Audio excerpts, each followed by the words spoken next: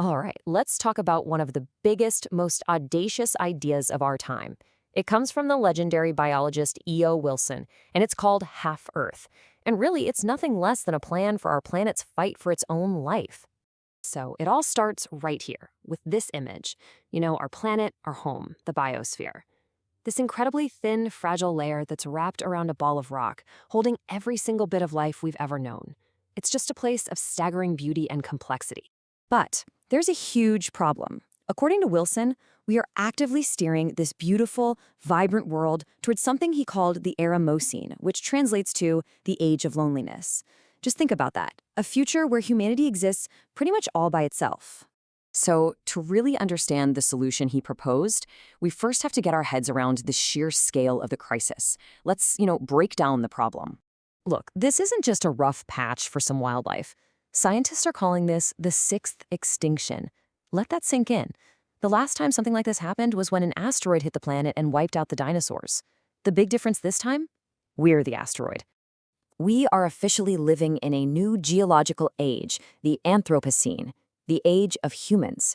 Our activity is now, without a doubt, the single biggest force shaping the planet. But Wilson, he gave this idea a darker, more poetic name to really capture what we stand to lose. The Eramocene, an age that's defined not by what's there, but by what's missing. So, what's causing all this? Well, conservation scientists actually have a pretty easy way to remember the main culprits. It's the acronym HIPPO. Habitat destruction is number one, by a long shot. Then you've got invasive species, pollution, pressure from human population, and overharvesting. You put them all together, and it's just this relentless pressure on the natural world. Now, when you face a problem that big, it's easy to feel kind of paralyzed, right? But what if the solution wasn't some slow, complicated process, but just a single, unifying goal? And that brings us to the audacious idea at the very heart of this.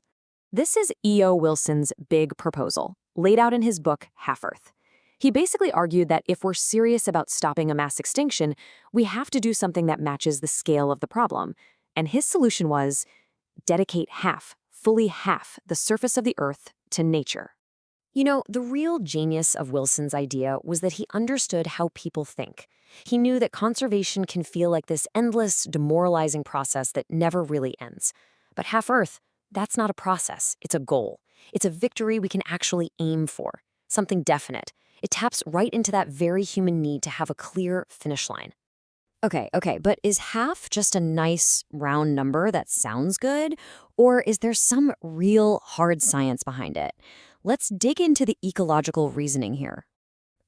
It's the obvious question, isn't it? Why not a quarter or a third? Why specifically 1/2? The answer, believe it or not, comes down to this number. The data, the models, they all show that if we set aside half the planet for nature, we could stabilize more than 80% of the world's species. That is a huge, huge return on our investment. So here's the key point. It's a fundamental rule of ecology. The larger a natural area is, the more different kinds of life it can support over the long run. As you shrink that area, diversity just drops off, sometimes forever.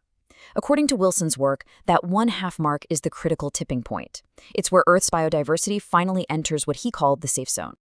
All right, so the goal is set, the science seems to be there. But how on earth could we possibly achieve something this ambitious?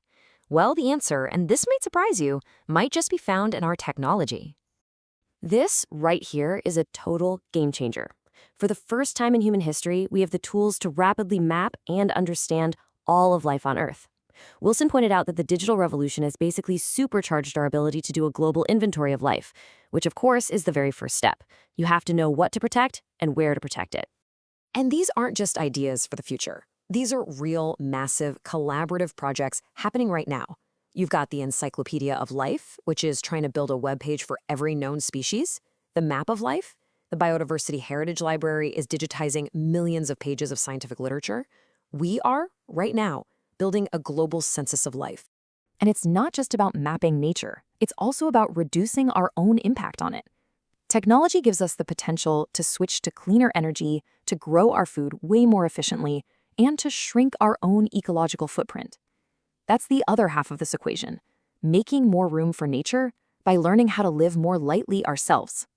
And ultimately, this is what it's all for. The goal of Half Earth isn't about pushing people out. It's about finding a completely new balance. A future where we can thrive right alongside a rich, resilient, and stunningly beautiful biosphere.